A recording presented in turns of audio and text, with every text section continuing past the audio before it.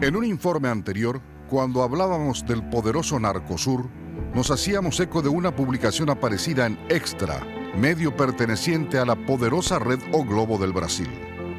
En líneas dedicadas a Jarvis Ximenes Pavão, indicaban que el supuesto capomafioso pagaba $300 al día para mantenerse viviendo en una celda de lujo dentro de la penitenciaría más importante del país y que desde ahí seguía operando en el esquema del narco regional.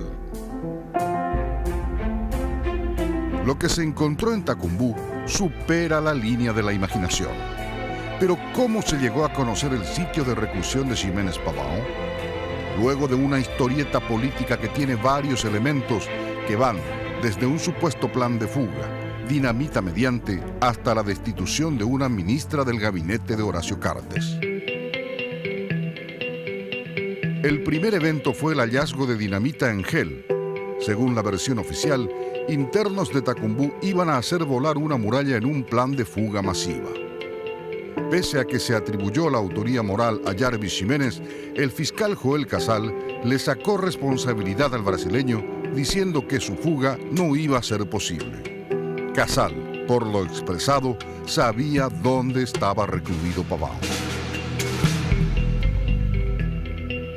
Horas después, la abogada de Ximenes, Laura Casuso, denunció que su cliente iba a ser trasladado por orden superior a la agrupación especializada.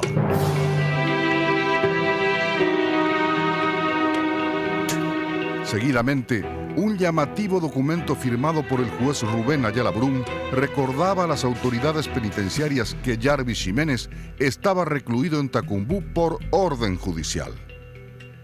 El juez actuó por pedido de la defensa de Ximenes. La cuestión parecía liquidada. Sin embargo, la presión para trasladar a Pavão seguía apretando a la ministra Carla Bacigalupo. La orden llegaba del propio Horacio Cartes. Había que hacer efectivo el traslado ese mismo martes. Como la ida de Ximenes no ocurría a la agrupación, Carla Bacigalupo fue destituida. Ni siquiera se cumplió con el protocolar agradecimiento de estilo. Un enorme dispositivo de seguridad hizo efectiva la orden.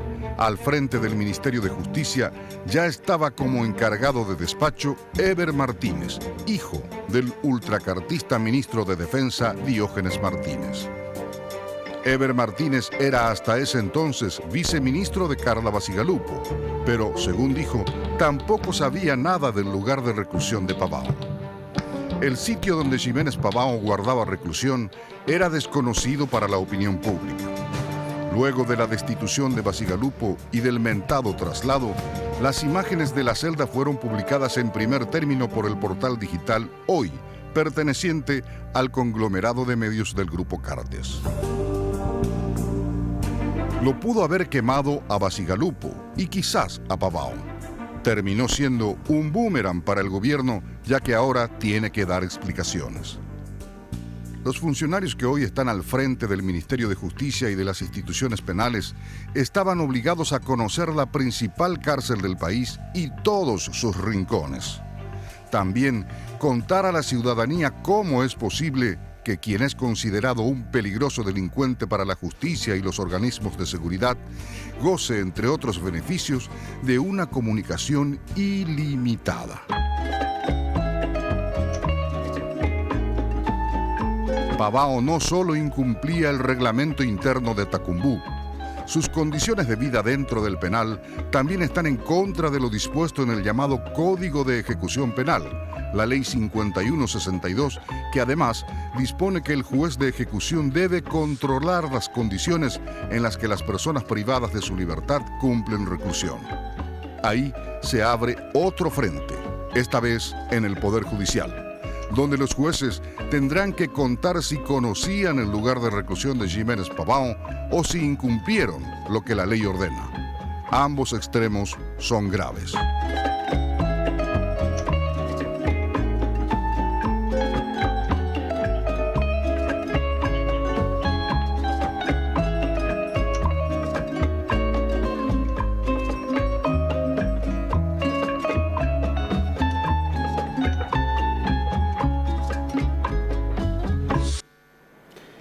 Nosotros accedimos a conversar con muchas personas fuera de micrófono, porque este es un tema en el que de alguna u otra manera existen varios protagonistas y varias aristas, y hay mucha gente, Enrique, que no se anima directamente a asumir una postura determinada de manera pública porque es un tema delicado. Totalmente. Nosotros nos hemos de alguna manera embarcado en la intención de conocer toda la historia, y para ello nuestro equipo de producción ha conversado incluso en privado con muchos de los protagonistas respecto a qué es lo que se está viviendo hoy o cómo se dio el caso de Bacigalupo en particular. En un cara a cara, Bacigalupo-Horacio Cartes, el presidente de la República le dice: ahora trasladen a Pavón. Bacigalupo le dice: sí, presidente, estamos haciendo eso ya enseguida. Ahora. Presidente, ya está en proceso, ahora quiero que se vaya. En ese momento aparece el comunicado, Sí. que recuerda, no es una orden judicial, Claro, sino no. que es un recordatorio por parte del juez Ayala Brum, Sí. y en ese momento ya estaban redactando la salida sin ningún tipo de honor de Carla Bacigalupo por haber desacatado una orden directa del presidente de la República. ¿Tiene la prerrogativa de hacerlo? Claro que tiene. De mandar mudar a alguien Cuando quiera. de un lugar a otro dentro de un esquema de inteligencia que le decía: este señor está desestabilizando el sistema político de nuestro país. La pregunta es: ¿qué intención podría tener Pavón de hacer ese tipo de cosas? Y le vamos a preguntar a su abogada, que está con nosotros hoy acá. Probablemente estamos hablando de la protagonista, en términos políticos también, hasta si se quiere, de rebote y sin quererlo quizá, la abogada Laura Casuso, que está con nosotros hoy en el programa y que va a estar en vivo compartiendo con nosotros esta edición de AAM. Va a estar directamente aquí y ya enseguida le vamos a dar la bienvenida también en el transcurso de este programa, Enrique. Así es, la misma abogada que cuando ocurrió este traslado a la noche conversábamos con ella y nos decía que el propio presidente de la República había hablado con la gente de la Corte Suprema de Justicia para cubrirse las espaldas jurídicamente ante cualquier cosa que ella pueda hacer, reclamando, digamos, lo que no ocurrió finalmente, que fue evitar que Pavón continúe en Tacumbú, sin entender los motivos por los cuales él había sido trasladado en forma tan sorpresiva, fuera de horario, incumpliendo una orden judicial inclusive. ¿Cuáles son los antecedentes de todo esto? La idea es poner en contexto la historia. Bueno. ¿Cómo hacemos para ubicarnos en esta historia? Y un material que les pido especial atención, porque nos muestra desde el 2009 en adelante qué fue pasando con la historia de Pavón. Y fíjense ustedes, y ustedes solitos, aporten algún tipo de conclusión a este debate que estamos generando, porque el siguiente material nos pone un poquitito, Enrique, en contexto de qué es lo que pasó en realidad en todos estos años. Así es. ¿Qué pasó? Primeramente vamos a conocer qué fue lo que pasó, digamos, desde enero de este año, momento en que Carla Bacigalupo ingresa al Ministerio de Justicia. Ella, 4 meses después, declara emergencia penitenciaria, y en los últimos tiempos se fueron dando unos sucesos, no solamente en Asunción, sino que también en el interior del país. Desde extrañas fugas, desde amotinamientos, hechos de mucha violencia dentro de las penitenciarías, informaciones filtradas, y este ambiente de inestabilidad también ya se estaba generando previo a este suceso de la dinamita Angel, que terminó con la salida de Carla Bacigalupo, con esto que estaba contando Santiago, que tiene que ver con el traslado de Jarvis Jiménez Pavão. ¿Qué fue lo que pasó? ¿Qué se generó en el ambiente penitenciario que está en esta crisis? ¿Por qué la declaración de emergencia no pudo evitar esto? Estos son algunos antecedentes de esta directiva que estuvo en ese momento al frente del sistema penitenciario, pero ya no está.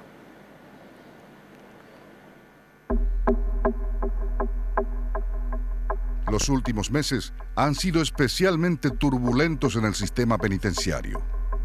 Tacumbú sufrió un incendio que dejó 6 muertos debido a las precarias instalaciones eléctricas. A esto debemos agregar los numerosos amotinamientos, el rescate de reos con supuesta complicidad de los guardiacárceles, los intentos de fuga que fueron localizados y abortados, y también el supuesto descubrimiento de las autoridades de celdas exclusivas con artículos de lujo. Carla Bacigalupo asumió el Ministerio de Justicia a comienzos de este año en reemplazo de Sheila Abed. Desde el inicio de su gestión, enfocó sus promesas en intentar reducir el hacinamiento existente en Tacumbú y su idea principal se basó en la planificación de la construcción de más establecimientos penitenciarios. Penales de distintos puntos del país padecían el mismo flagelo del hacinamiento. Los internos sistemáticamente comenzaron a utilizar el recurso del motín para realizar sus reclamos e incluso iniciaron tomas de rehenes. Tacumbú decidió cerrar sus puertas y no albergar más a nuevos reclusos. Sin embargo, en el interior del país iniciaban los procesos de traslado a otras penitenciarías con el fin de oxigenar un poco más a las cárceles. El tiempo nunca detuvo su marcha y todos los penales del país nunca pudieron despojarse del rótulo de ser inminentes bombas de tiempo. Por diferentes razones, el esfuerzo insuficiente por reducir el hacinamiento, sistemas eléctricos de muy mala calidad, sin un adecuado mantenimiento y las constantes denuncias por maltratos y torturas. Y es aquí donde regresamos al punto de partida. Tantas advertencias y la nula capacidad de reacción para prevenir una tragedia se unieron. El viernes 10 de junio, Tacumbú amanecía con un voraz incendio en el pabellón donde están ubicados los internos de la tercera edad y el sector del sótano. Fallecían 5 reclusos y un guardiacárcel. El incendio se produjo a causa del obsoleto sistema eléctrico. Otra advertencia más que había sido omitida por parte de las autoridades. La entonces ministra se acercó a la cárcel y llamaba a la tranquilidad porque solo había un muerto. Días después, admitía la no existencia de planos del penal, mientras que el viceministro de Política Criminal, en una emisión de AAM, manifestaba haber rememorado sobre la existencia de los planos. Porque recién me dijo otra cosa. Me dijo que no tenía idea, que había que preguntarle al director de obras. Rememoré. El castillo de naipes que significa el sistema carcelario en el país estaba expuesto como nunca antes y estaba dispuesto a mostrar más cartas. Un mes después del incendio, el día 13 de julio, se producía un nuevo episodio de alta tensión en el penal. Los reclusos del pabellón 5 Alta, catalogado como de máxima seguridad, tomaban a 2 guardiacárceles como rehenes, debido a una requisa sorpresa que se había llevado a cabo en ese momento. Los internos solicitaban la presencia de la prensa, con el fin de poder denunciar una serie de irregularidades dentro del penal. Tras horas de intensas negociaciones con autoridades penitenciarias y la presencia de los medios de comunicación, los guardiacárceles habían sido liberados. Uno de ellos sufrió un corte en la cabeza y otro sufrió una herida en el muslo. El 25 de julio, Tacumbú vivió otra noche agitada. Guardiacárceles divisaron una mecha encendida de una bomba en uno de los muros de la prisión. La extinguieron y de inmediato se hicieron presentes en el lugar los agentes antiexplosivos de la FOPE. Estos verificaron el contenido de lo hallado y revelaron la existencia de gelamón o dinamita en gel. El explosivo se encontraba cerca de estallar y pretendía generar un pequeño boquete para colaborar con el escape de los internos. En un principio, se especuló que la explosión pretendía facilitar la fuga de integrantes de grupos criminales como el PCC o el Comando Vermelho, que se encuentran encarcelados. 6 internos fueron trasladados a la agrupación especializada luego de este hecho, sindicados como presuntos cabecillas del intento de fuga, y 2 guardiacárceles fueron sumariados por la supuesta cooperación con los reclusos. Al día siguiente, la confusión reinó en el penal. El presidente de la República, Horacio Cartes, ordenaba el traslado de Jarvis Jiménez Pavao a la agrupación especializada, mientras que el director de la penitenciaría, Luis Barreto, no permitió la salida de Pavao por la existencia de una orden judicial que ratificaba su permanencia en Tacumbú. Cartes hizo valer el peso de su jerarquía, cambió el lugar de reclusión de Pavao y removió a los principales nombres del Ministerio de Justicia, como Carla Basigalupo, Luis Barreto y Artemio Vera. Después de esta serie de modificaciones, los medios de comunicación pudieron acceder a la exclusiva celda donde se encontraba recluido Jarvis Jiménez Pavão y que poseía artículos de lujo. Lo que queda por saber es si existe una real intención por renovar el sistema penitenciario o solo se pretende realizar una demostración de poder. Las cárceles no necesitan de disputas, más bien claman por urgentes refacciones y políticas que puedan rehabilitar a sus internos y reinsertarlos a la sociedad.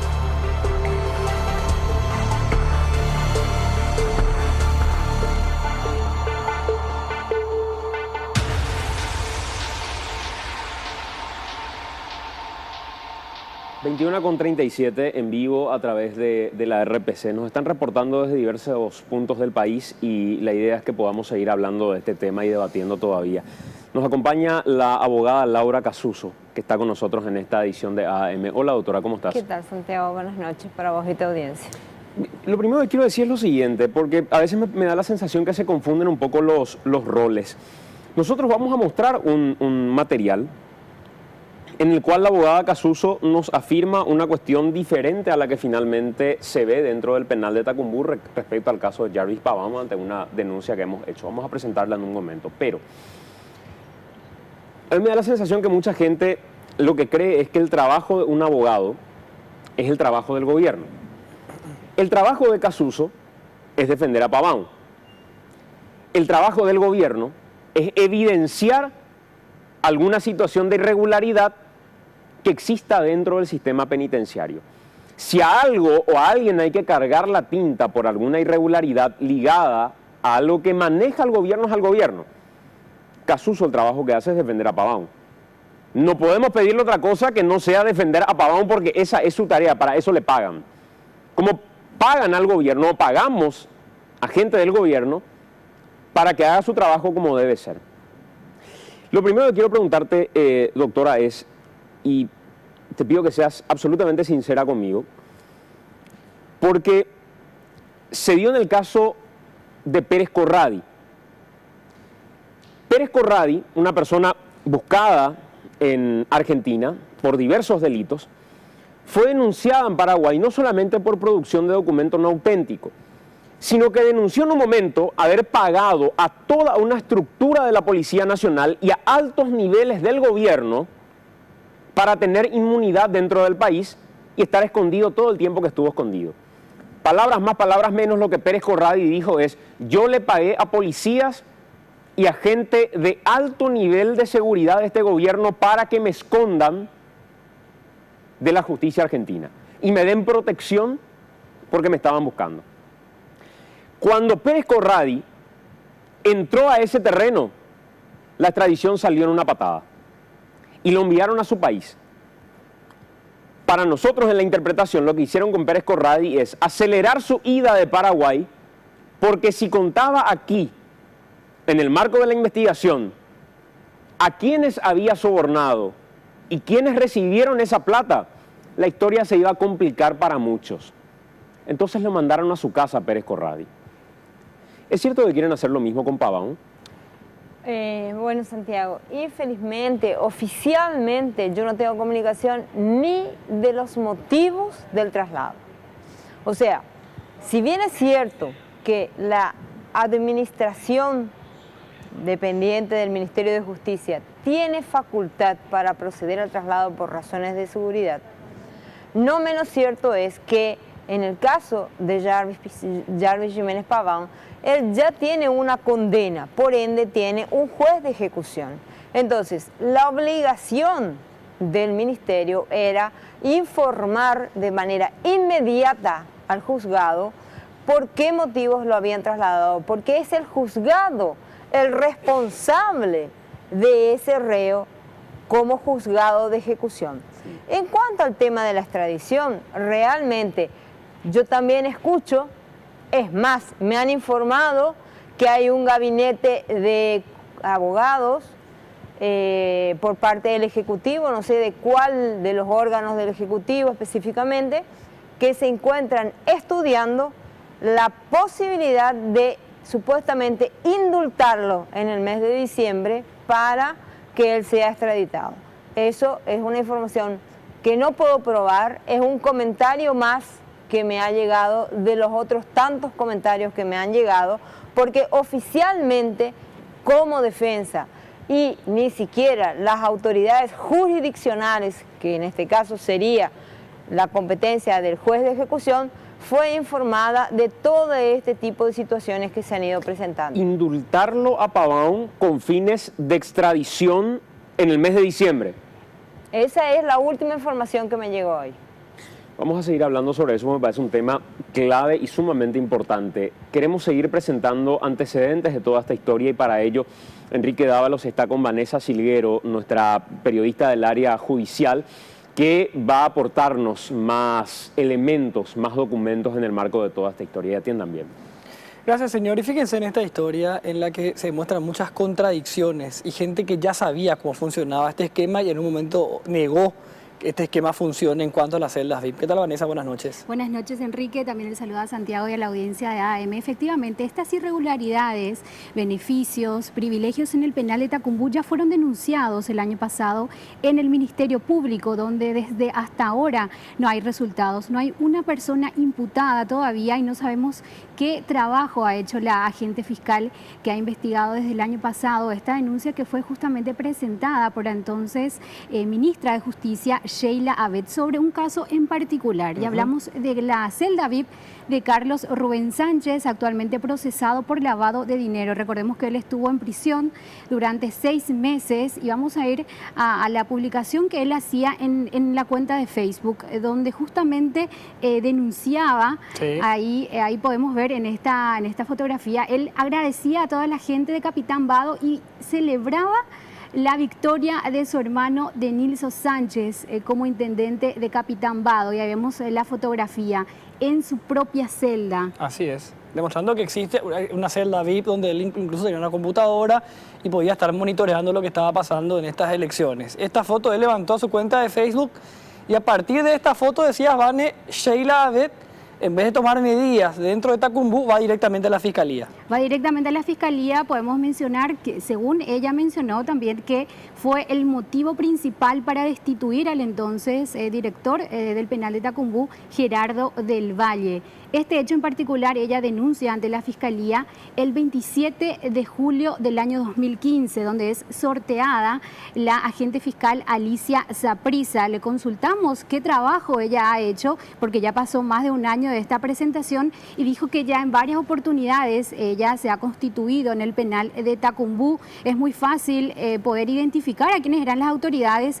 en aquel entonces, pero hasta el momento no hizo más que constituirse y no realizar ningún hecho más profundo sobre esta investigación. Ahí vemos justamente la primera denuncia que fue presentada por Sheila Abed. Y justamente ahí habla de 2 hechos en particular. Dice que podrían haber justamente internos que pagan por recibir privilegios y comodidades y por el otro lado funcionarios que ofrecen estos beneficios. O sea que estamos hablando de un hecho de corrupción en el que los internos solicitan privilegios y los funcionarios cobran por esto. Así es, Sheila Abed dejó el cargo recién 5 meses después cuando falla Ceretá.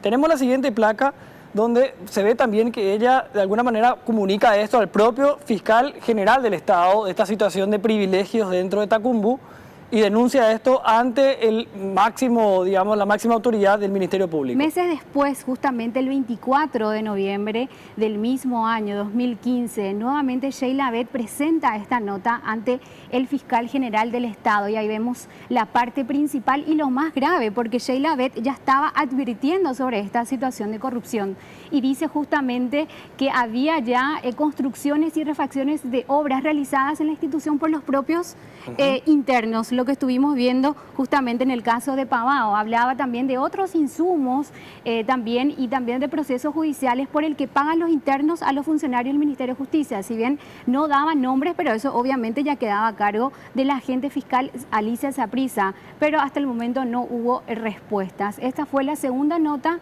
remitida por Sheila Abed en noviembre del 2015. Ahí podemos ver la firma y la fecha también, Enrique. Bueno, significa que ella primero aparece este tema de Carlos Sánchez, ella descubre de alguna manera ahí este esquema que estaba funcionando con celdas VIP, denuncia ante la Fiscalía, Unos meses después, en noviembre, ella manda una nota al propio fiscal general del Estado, esto que mostró Vanessa recién, donde se ve que además de detectar ya el esquema de celdas VIP, también ya había detectado ella, siendo ministra de Justicia, gobierno Horacio Cartes, hace muy poco tiempo, noviembre del año pasado, ya detectaba que había construcciones pagadas por presos que estaban por internos del penal de Tacumbú. Además de esto, Vanessa, que vos nos mostrabas recién, podemos mostrarle a la teleaudiencia en este momento una contradicción gigantesca en esto que estaba mostrando recién Vanessa respecto a Sheila Abed en particular. Fíjense, esta es una nota emitida en mayo del año 2015 a la Cámara de Diputados, que había solicitado un informe a raíz de denuncias que estaban recibiendo respecto a este esquema de construcciones, a privilegios para algunos reclusos. 18 de mayo de 2015, esta es la parte, digamos, donde se explica el motivo del informe que había solicitado la Cámara de Diputados al Ejecutivo, si se percibe tributos o alquileres por parte de internos a las diversas... 2013. Bueno, fíjense, no, esto es mayo de 2015.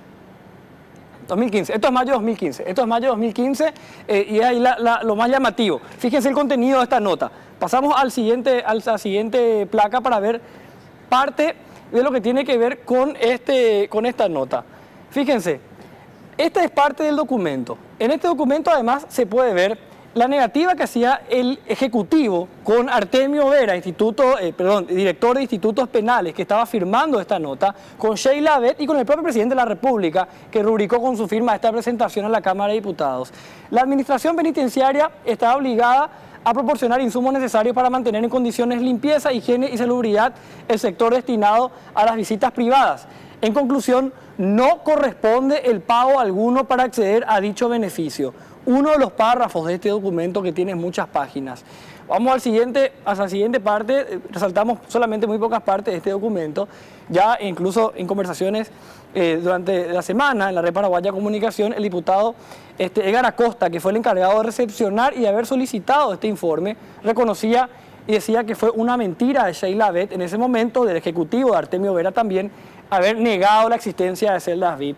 Reitera que no se percibe tributos o alquileres por parte de los internos por la utilización de celdas ubicadas en el sector multiuso, como también en los otros sectores o pabellones de este centro de reclusión. Parte del documento que se presentó en mayo en la Cámara de Diputados, posteriormente en julio, Sheila Abed denuncia lo que negaba en mayo ante la Fiscalía. Y en noviembre sí que va más allá y presenta esto ante el propio fiscal general del Estado. Algunas contradicciones de las que estuvo encargada el Ministerio de Justicia antes de Carla Basigalupo. Vanessa, muchísimas gracias por el informe. Hasta luego. Hasta luego. Vanessa Siguero con nosotros esta noche, Santiago. Bueno, Enrique, Vanessa, en resumidas cuentas, ¿qué es lo que sabía Sheila Abed? ¿Qué es lo que sabía Basigalupo? ¿Qué es lo que sabía el gobierno? Si tuvieran que resumir y responder a esa pregunta, ¿qué es lo que sabían? Y hoy el gobierno nos hace creer que todo esto fue una sorpresa que estalló y que explotó ahora. Lo que se presenta en mayo en la Cámara de Diputados dice, acá no existe nada, no hay pagos para que algunos reclusos tengan beneficios. En parte del documento se menciona que alguna vez se detectó y esto se solucionó con una sanción. Posteriormente, en julio, dice otra cosa, una contradicción total, ahí parece que descubren esto, Vanessa. Se presenta esta denuncia y meses después, en noviembre, incluso se amplía a hechos más graves, las construcciones y refracciones de celdas por parte de funcionarios. O sea, lo más grave se va presentado en el mes de noviembre, ya han pasado 8 meses y la Fiscalía tampoco hace nada. Así, en conclusión, Santiago, en mayo no sabían nada, en julio sí ya sabían e incluso denunciaron. De julio hasta hoy no pasó absolutamente nada. Durmió en la Fiscalía. Así es, está durmiendo hasta ahora. Increíble. Como siempre. Increíble. De por ahí, el presidente de la República también, así como habló con Basigalupo, podría pegarle un telefonazo al fiscal general del Estado para que muevan las cosas y aceleren las investigaciones en el marco de todo esto. Además, hablamos de gente que está en la primera línea de gobierno también, en la que hoy asume el Ministerio de Justicia, al menos como encargados de despacho.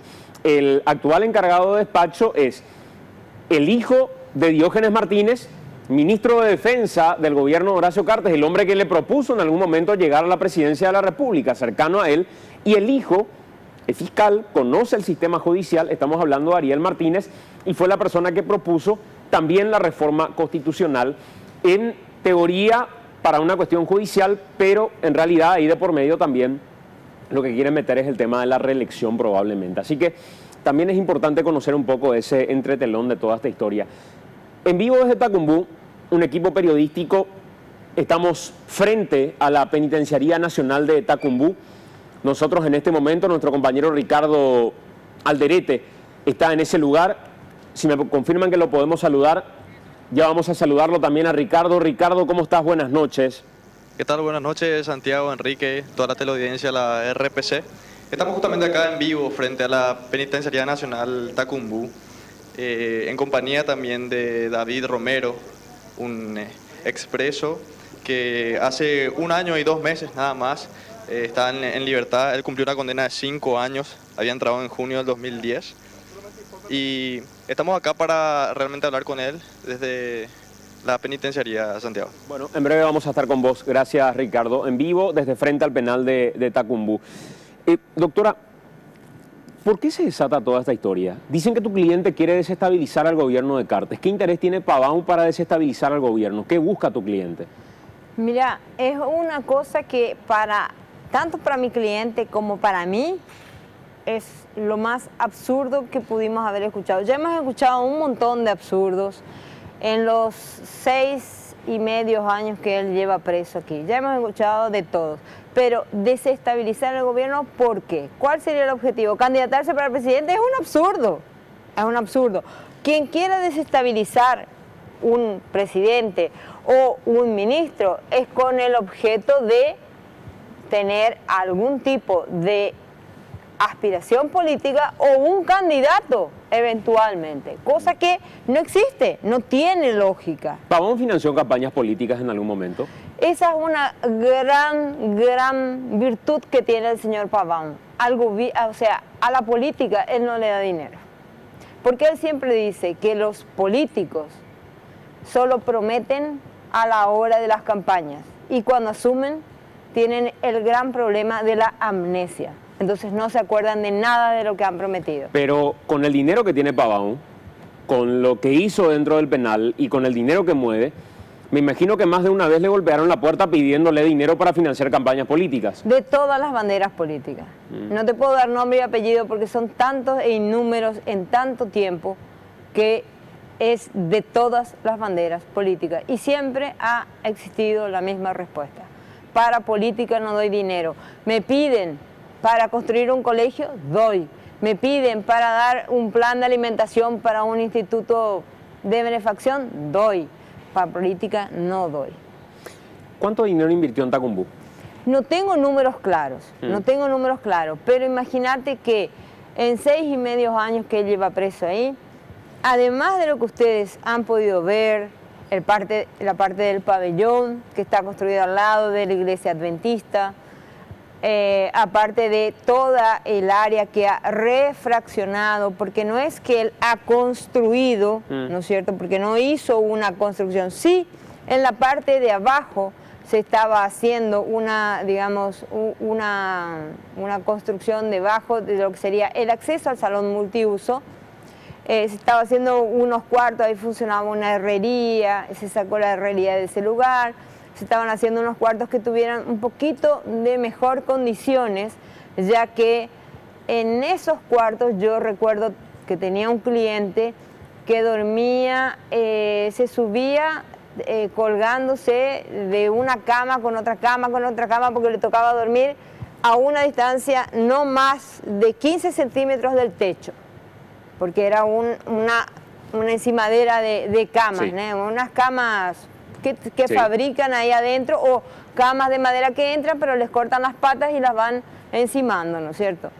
Entonces, eso sí se estuvo haciendo de construcción. El resto de lo que es el ala que ellos llaman tan nominadamente, tan jocosamente área VIP, que es un área que existió creo que hasta antes de que yo naciera, ¿verdad? Porque no me considero tan vieja, tengo medio siglo encima, entonces no me considero tan vieja, y ya existían las áreas preferenciales dentro del sistema penitenciario. Eso es una realidad que, como anteriormente vos comentabas con Enrique, es una cosa que todo el mundo conocía, que cuando la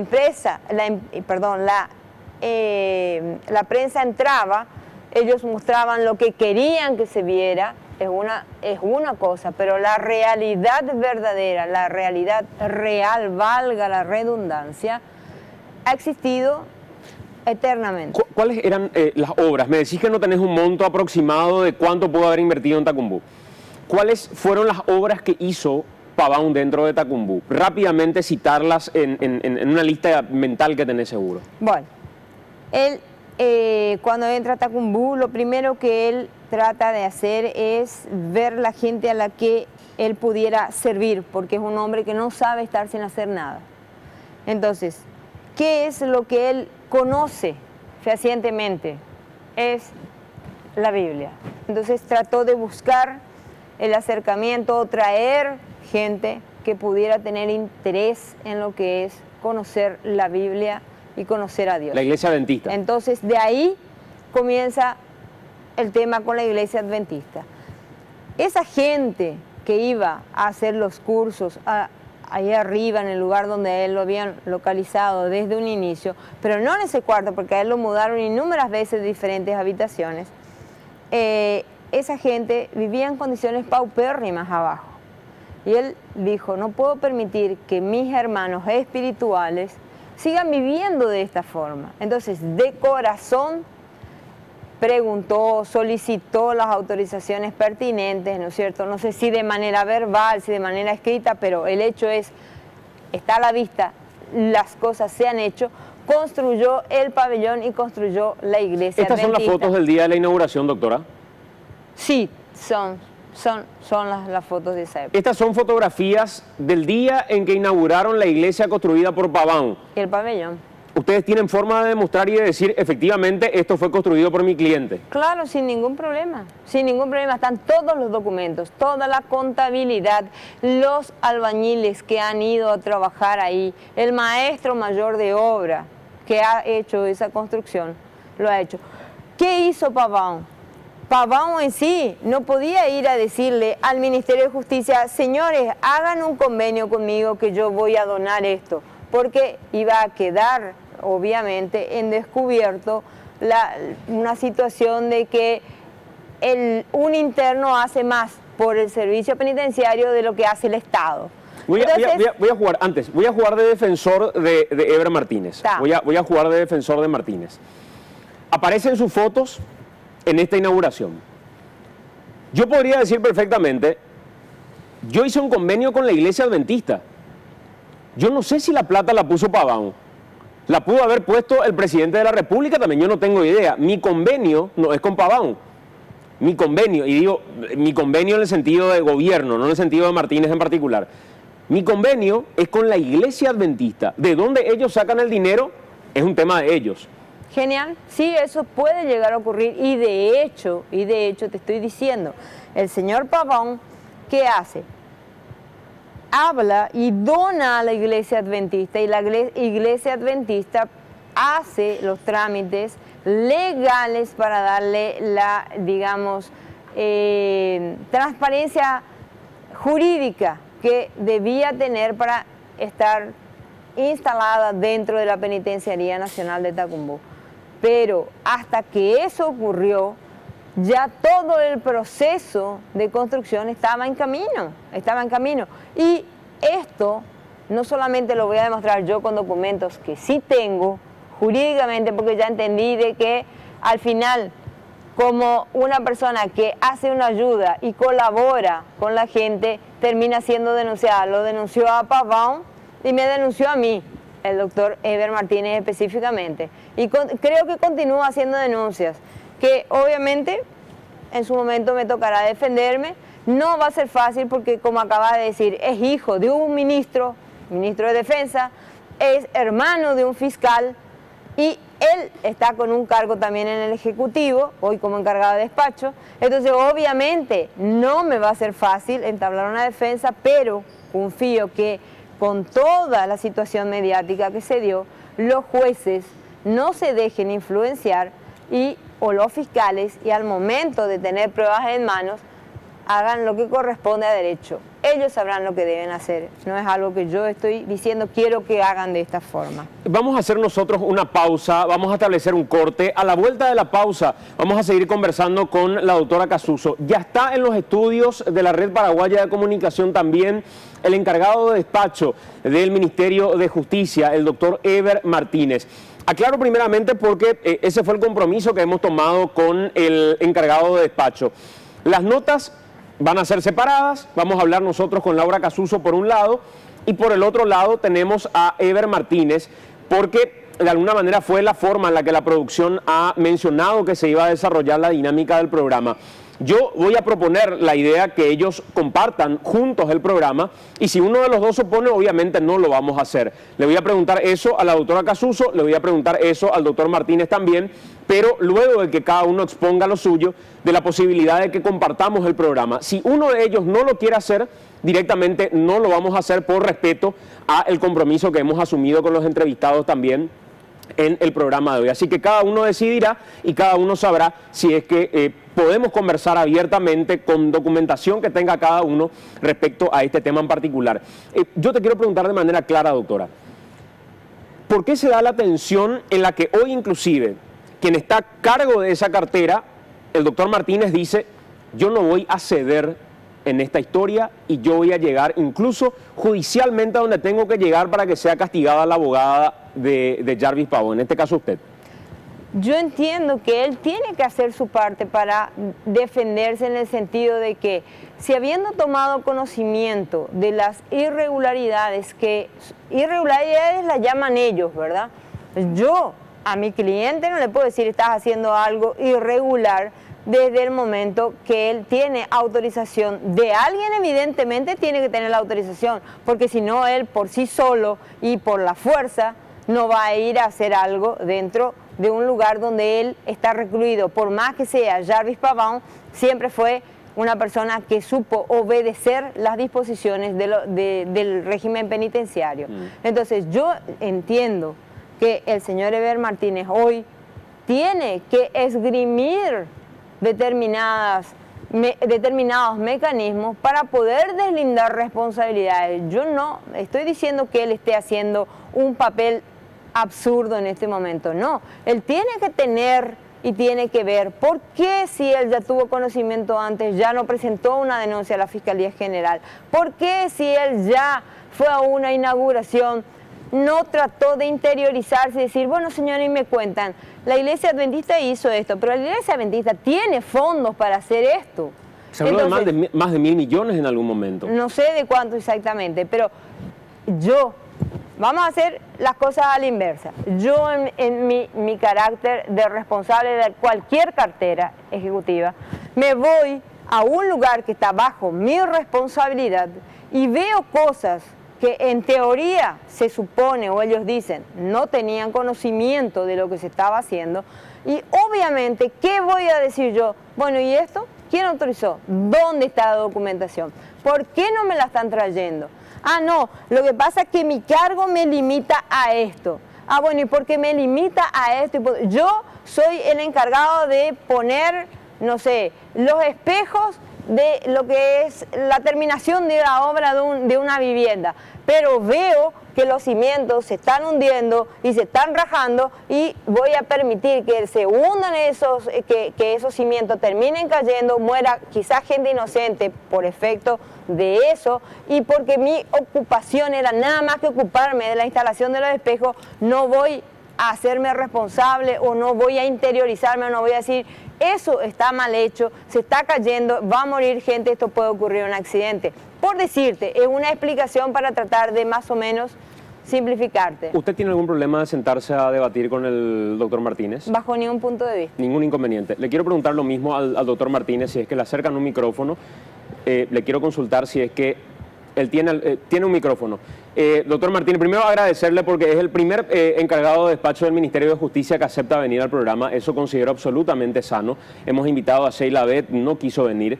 Hemos invitado a Carla Basigalupo, no quiso venir. Y es mejor en estos casos huir que terminar asumiendo una postura, y es lo primero que yo quiero destacar, porque él mismo dijo, tenía un compromiso asumido, pero él no quería rehuir a la posibilidad de poder estar acá, y eso me parece absolutamente destacable y no lo voy a dejar de repetir. Pero, como decía, en honor al trato que hemos hecho, yo le quiero preguntar si existe alguna posibilidad de sentarnos a conversar con la doctora Casuso y que no queden cuestiones por el camino, o él prefiere hacer las notas por separado. Doctor, gracias por acompañarnos, buenas noches.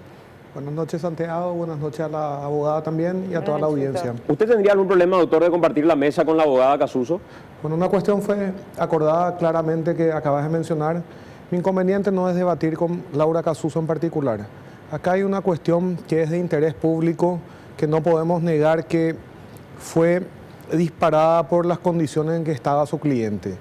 Si yo me pusiera a discutir con cada uno de los abogados de más de 13.000 personas privadas de libertad, me convertiría mediáticamente además me convertiría en un encargado de despacho dedicado a ese menester. De ninguna manera puedo permitir quedar en esas condiciones, y es por eso que he pedido dar mi versión cuantas veces sea necesario, Santiago, y a todos los medios, colegas tuyos, estoy a disposición de contestar cada uno de los cuestionamientos de ustedes. No tengo absolutamente nada que esconder.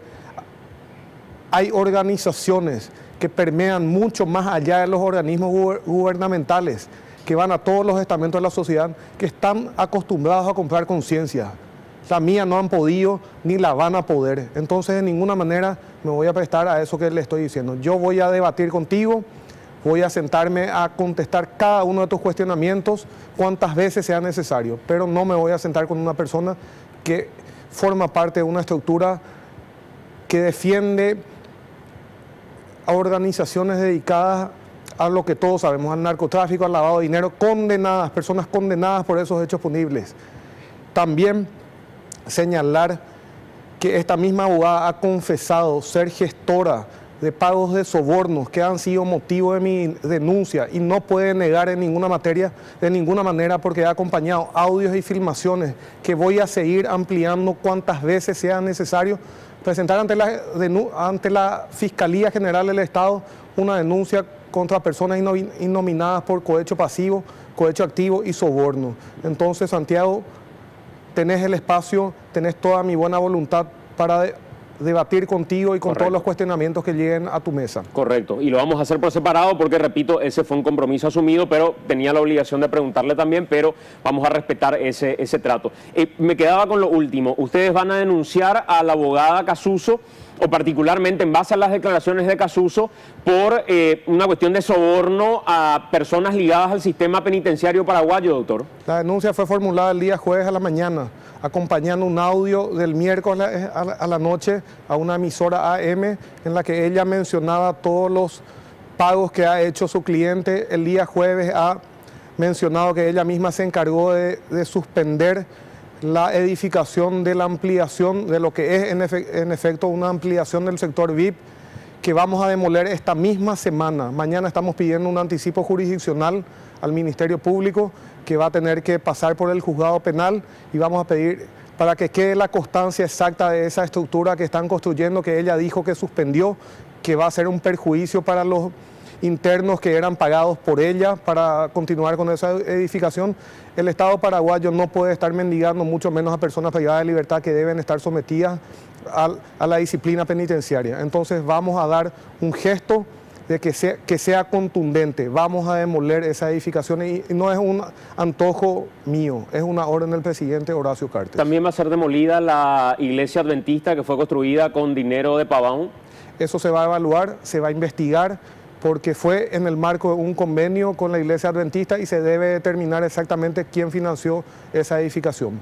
Correcto. Gracias, doctor. Y ya lo vamos a tener en la mesa en un momento más cuando despidamos a Casuso también.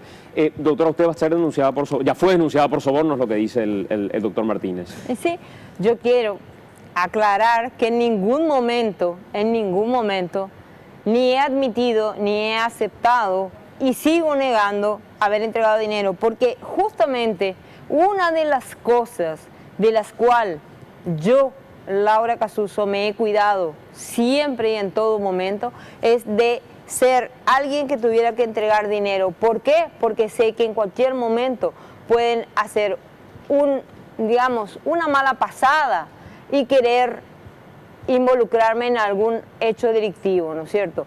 Y otra, no es mi estilo de trabajo. Más allá de cualquier cosa, no es mi estilo de trabajo. Yo dije, las autoridades me preguntan, la prensa pregunta, ¿usted pagó? Le dije, yo no pagué. Pero consideran como un soborno el hecho de hacer una construcción o hacer esto o hacer aquello, porque dice que es una manera de comprar. Pero vamos a ver, ¿cómo yo voy a comprar tu casa por convencerte a vos de que salgas de mi lado si vos no me querés vender? Vos me vas a decir, no. Y si yo me voy y pongo 20 personas frente a tu casa diciéndote, acá tenés el dinero, tomá y salí de acá porque yo quiero tu casa para que vos estés al lado mío, o vivimos todos juntos pero yo te doy esta cantidad de dinero, entonces eso es un soborno, pero ni el señor Pavón, ni yo hemos hecho eso, ¿no es cierto? Bajo ningún punto de vista. Yo le quiero pedir al equipo de producción que me permita extenderme un poco más en este bloque, porque quiero aprovechar algunos puntos. Primero, en resumen, decir ciertas cuestiones. Iniciábamos el programa y la doctora Casuso nos decía que, nos confirmaba que también maneja información de que el gobierno de Cartes quiere extraditar a Pavón y lo haría en diciembre. Segundo elemento, lo que nos dice ahora, apenas llega al estudio del programa el doctor Martínez, encargado de despacho del Ministerio de Justicia.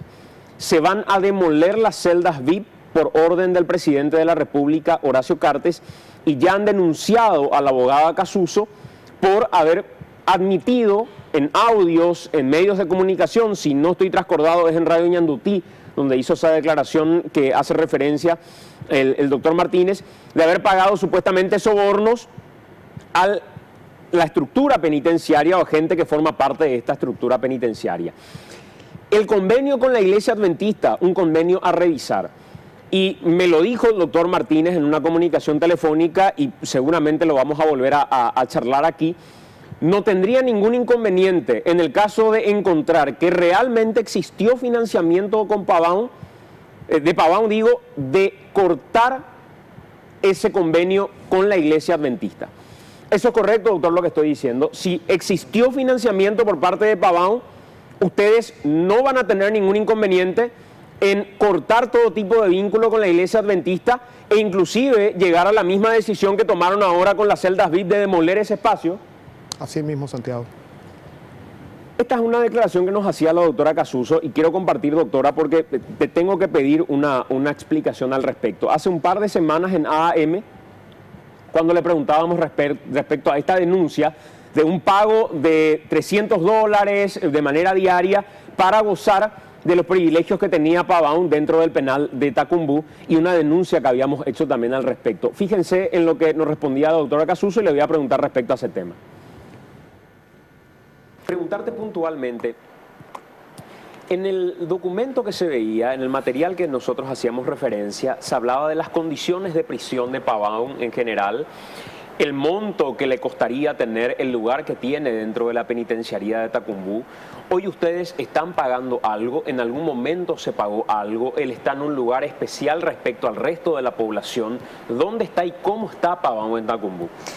Bueno, de que se paga diariamente es una mentira, de que él esté con privilegios específicos respecto a los demás internos también es una mentira.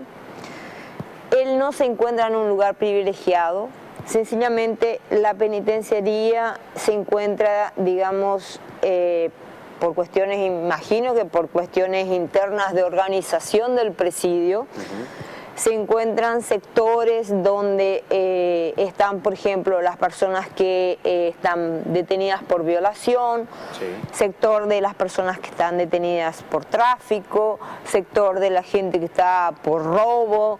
O sea, tienen sectorizada la población penitenciaria, ¿no es cierto? Y él está justamente en el área donde se encuentra la gente que está por el tema de lavado, el tema narcotráfico, que específicamente no te puedo decir por una cuestión de seguridad de él misma dónde es, en qué parte de la penitenciaría es, pero está muy lejos de todo lo que se dice, de todos los privilegios que tiene.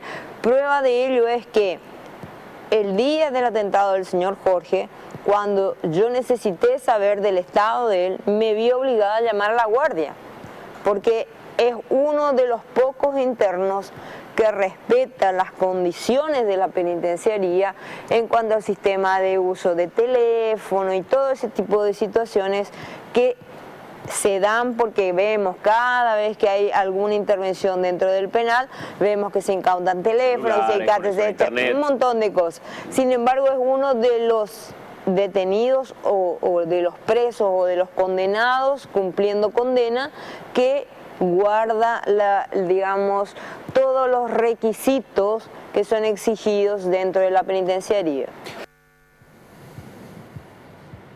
¿Qué tiene que decirnos al respecto, doctora? Sostengo exactamente lo mismo, porque las condiciones en que estaba Jarvis dentro de la penitenciaría no es el único. Es el sector en general que se encuentra en esas condiciones. Así también estaba Chicharrón. Realmente no recuerdo así de manera específica, pero estaba muy parecido a algo así. Estaba, de hecho, Chicharrón estaba, conste, que Pavón no está en el ala de ese corredor que se vio. Chicharrón sí tenía el dormitorio en ese corredor. En tanto, Pavón está subiendo las escaleras en el lugar que está, digamos, colindante con lo que acá sería el salón multiuso.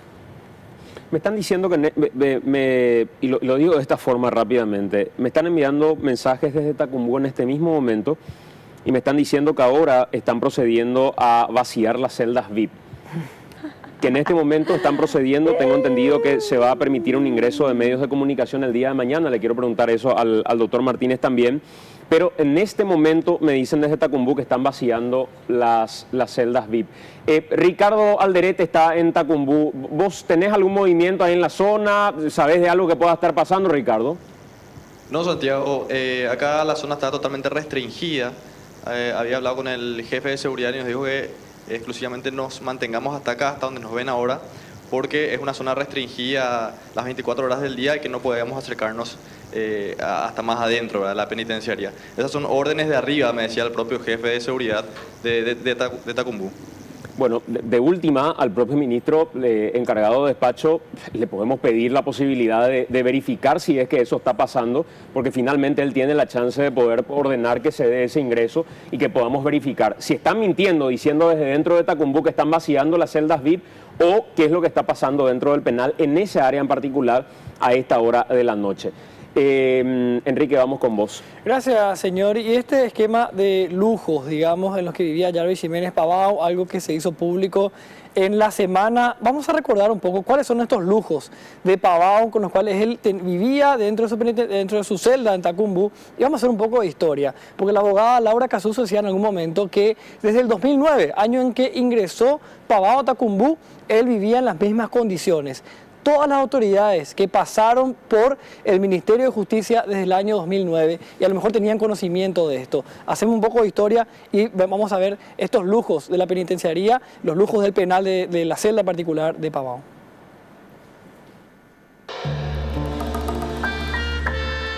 Jarvis Jiménez Pavão fue atrapado por la Senat en una estancia el 26 de diciembre del 2009. En aquel operativo que llevaba el nombre de Capricornio, cayeron 4 personas, además de Pavão, quedando entre rejas Carlos Antonio Caballero, alias Capilo, a quien se lo cataloga como jefe de la organización criminal brasileña Primer Comando Capital, el PCC. Alexander Carvalho y Daniel Ferreira, que actuaban como guardias personales de Capilo. Ese 26 de diciembre del 2009, 10 agentes de la Senat irrumpieron la estancia El Hotel, ubicada en Ubillaú, lugar que utilizaban de refugio Pavão, Caballero y sus guardias. Allí se incautó un gran arsenal de dinero y droga. Desde que Jarvis Jiménez Pavão ingresó al penal de Tacumbú hasta que salió, gozó de privilegios y un estilo de vida digno de un magnate. Lo que hoy sale a la luz, resonando con bombos y platillos de un escenario supuestamente recién descubierto, es en realidad proselitismo político barato que intenta dar ese mensaje de trabajo que busca transparentar organismos estatales y evidenciar la corrupción, como si nadie tuviera la suficiente capacidad de discernir que lo que hoy se ve es algo que siempre se supo y que por intereses particulares nunca se hicieron completamente públicos. Un despliegue perfectamente orquestado. Intentaron hacernos creer que los lujos que disfrutan los prisioneros de alto calibre eran solo un invento de la prensa, pero que hace tiempo realmente dejó de ser una novedad. Lo supieron siempre todos los que iban pasando por la cartera del Ministerio de Justicia y lo supo siempre cada director del penal de Tacumbú que pasó por la dirección de la penitenciaría. También era de conocimiento del presidente de la República de turno. Solo preferían esconder al muerto debajo de la alfombra y esperar a que no se huela nada. Lo que se conoce como celdas VIP no es algo que surgió de la noche a la mañana y tampoco es algo que funcionó desde que entró Pavão al Instituto Penitenciario. Ya existía antes este sistema que privilegia a quienes tienen el poder económico para disfrutar. En el año 2004, la Corte Suprema de Justicia confirmaba la condena a 10 años de prisión para Julio González Ugarte, exdirector del Banco Central del Paraguay, y 8 años para el exsuperintendente Carlos Pecci, como principales responsables por el multimillonario desvío de $16 millones de la liquidación de los bancos Unión y Oriental. Julio González Ugarte y Carlos Pecci ya habían pasado por las conocidas celdas VIP. Esto no es cosa del siglo XXI. Una zona de confort con aire acondicionado, un televisor y camas bien acolchonadas hacían mucho más llevaderos aquellos largos años de condenas para Ugarte y Pecci. Solo por nombrar unos casos y rememorar algo que claramente no es nuevo. En junio del 2015, el fiscal Carlos Alcaraz confirmó que en la Penitenciaría Nacional de Tacumbú existe un pabellón VIP, donde los internos cuentan con todos los lujos e incluso con seguridad privada. El 6 de junio del 2015, la Senat allanó la celda VIP de Tomás Rojas, alias Tomaí, sindicado como cabeza de una red de tráfico internacional de cocaína. En la celda encontraron dinero, celulares y artículos de lujos, pertenencias que solo personas adineradas logran adquirir. Lo más resaltante es que se comprobó que los guardias del penal no tenían acceso al sitio. El lugar estaba custodiado por los mismos internos que cumplían el papel de guardias de seguridad privado del traficante, al mismo tiempo de cumplir condenas. Haciendo un recuento de los ministros de justicia que pasaron desde la fecha en que Jarvis Jiménez Pavão llegó a la penitenciaría, quien estaba al mando del Ministerio de Justicia en el año 2009 es Humberto Blasco Gavilán. Asumió como ministro el 27 de abril del 2009 en reemplazo de Blas Llano y por designación de Fernando Lugo. La abogada María Lorena Segovia Azucas asumió el 25 de junio del 2012 como nueva ministra de Justicia y Trabajo, reemplazando al abogado Humberto Blasco Gavilán. Tiempo después, Humberto Blasco y Lorena Segovia fueron procesados por lesión de confianza a causa de un presunto perjuicio patrimonial de $1 millón por adjudicar a una firma una consultoría que la Cooperación Española elaboró ya en el año 2000. Al llegar Cartes a la presidencia y presentar su selección, entró de titular en el equipo Sheila Abed, asumiendo el cargo de ministra de Justicia y Trabajo el 16 de agosto del 2013. 29 meses después, Cartes decide asignarle otra tarea a Sheila Abed, proponiéndole ser consejera de la entidad binacional Yacyretá. Abed acepta el trato, renuncia al Ministerio de Justicia para asumir como consejera de Yacyretá y en su reemplazo, el mandatario asigna a Carla Bacigalupo. El 6 de enero de este año, Bacigalupo asumió como ministra de Justicia y Trabajo. Carla Bacigalupo fue designada como ministra de Justicia el 6 de enero del 2016. Por una serie de eventos desafortunados o de estrategias bien ordenadas, no fue largo el periodo en que Carla Bacigalupo dirigió el Ministerio de Justicia. y los explosivos que no llegaron a detonar en Tacumbú el 26 de julio del presente año fueron el detonante que resultó en la destitución de la ministra. Por el momento, Eber Martínez oficia de ministro de Justicia interino tras la repentina salida de Carla Basigalupo. Por otro lado, Artemio Vera, Gerardo del Valle, Luis Barreto fueron los hombres que pasaron por la dirección del penal de Tacumbú en los últimos años. Con la reciente barrida de cabezas de la penitenciaría, quedó como director interino de Tacumbú Luis Villagra. Todos quienes pasaron por los puestos de mando han tratado de evadir la responsabilidad de asumir el precio de los platos rotos de un sistema que debería ejercer con justicia, pero que opera injustamente. Al estilo Pilatos, uno a uno se lavaron las manos, pero se ensuciaron la cara al descubrirse con el tiempo de que ellos mismos apañaban la corrupción y desigualdad, escondiendo los privilegios en que viven unos pocos con dinero y poder, mientras que más de 4.000 presos viven diariamente en condiciones que rayan el límite de lo absurdo. Están pasando cosas en este momento y disculpen el desorden que estamos teniendo en ciertas partes del programa. Quiero ir hasta el penal de Tacumbú en este momento. Dentro del penal, uno de los reclusos está en comunicación telefónica con nosotros. Lo voy a llamar Carlos, lo voy a llamar Pedro, como sea, no importa. Pedro, gracias por atendernos. ¿Qué es lo que está pasando ahora dentro del penal de Tacumbú? En este momento se están vaciando varias celdas. Una de las cosas que yo quiero dejar bien clara, que nadie puede desmentir la existencia de esto, porque el mismo viceministro, cuando hubo la primera intervención que vino con la ministra Sheila Ver, que fue quien ordenó quitar los blindes del comedor, que fue quien nos hizo mudar todos al área donde nos encontramos actualmente, él mismo estableció las normas sobre las cuales nosotros íbamos a continuar dentro de esta celda. Te quiero pedir un favor, ¿puedes bajar el volumen de tu televisor, por favor? Porque creo que tenés ahí el televisor puesto, te quiero pedir que bajes el volumen, porque no te estoy entendiendo muy bien al aire, y acércate un poco más al teléfono también. ¿Qué nos estabas diciendo? Sí, ¿me escuchas ahora? Sí, ahí te escucho mejor. Ok, lo que te estaba comentando, o sea, lo primero que yo quería dejar claro, que nadie puede negar la existencia de las celdas VIP desde un primer momento, ¿me entiendes? Porque cuando hubo la primera intervención del VIP, cuando vino la ministra Sheila, yo recuerdo que el viceministro dio unas instrucciones. Él verificó todas las celdas que existían, de hecho mandó a desinstalar todos los blindes que habían en el área del comedor y en el área del colegio que se habían instalado, y dio ciertas normativas en base a las celdas VIP, que no podíamos tener televisores de más de 30 pulgadas, una cantidad de cosas. Entonces no puede decir a estas alturas que él no sabía o que él no conocía, ¿me entiendes? Aparte de todo esto, te notifico que en este momento hay varias celdas que hay varias personas que están siendo desalojadas, entre Yasner y Pinazo, varios internos que en este momento se les han sacado de sus celdas.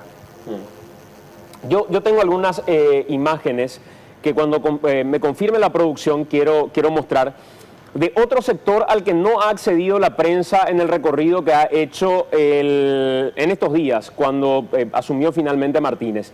Estas son imágenes de otro sector de Tacumbú al que no se ha llegado a mostrar públicamente, viendo la RPC en ese momento también. Estas son imágenes desde la Penitenciaría Nacional de Tacumbú en otro sector al que no se ha accedido con los medios de prensa. Mira, me está aquí el teléfono. ¿Perdón? Le quitaron el teléfono. Le quitaron el teléfono en este momento.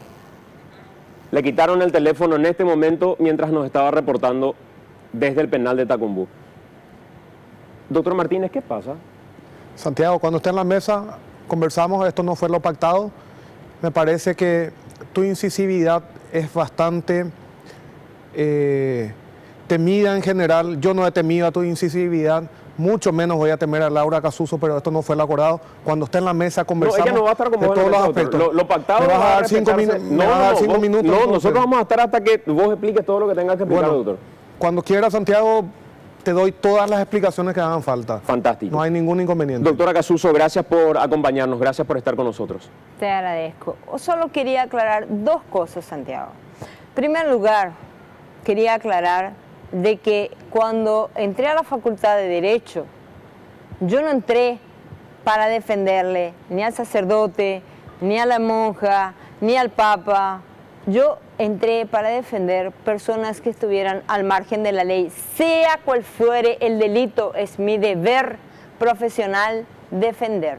Entonces, eso de que yo estoy al mando de las mafias, como dijo el señor encargado de despacho, y lo sostiene, ¿verdad? Acaba de decirlo de afuera, es, digamos, una forma de cercenar el ejercicio de la profesión que se encuentra garantido por la Constitución Nacional.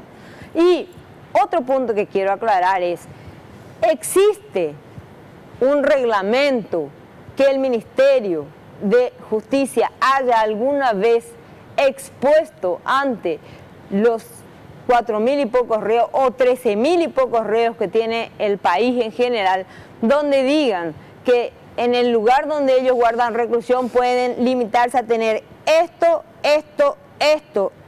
y esto exclusivamente para su comodidad. No existe, no existe. Entonces, lo que no está escrito y lo que no está prohibido, está permitido. Y no sé por qué tanto escándalo el día de, o sea, de un tiempo hasta ahora, para el hecho de que tengan ciertas o determinadas cuestiones que no eran exclusivas del señor Pavón y la acabas de mostrar vos y no te lo estoy mostrando yo ni es material facilitado por mí. Gracias, entonces doctora. Es eso. Gracias a vos. Gracias por estar con nosotros. Vamos a hacer una pausa. Estuvo 30 minutos con nosotros en piso conversando la doctora Casuso y vamos a tenerle 40, 50 minutos también si es que quiere el doctor Martínez sin ningún tipo de inconveniente. Va a estar con nosotros en esta edición de AM. Hacemos la pausa, ya venimos en breve.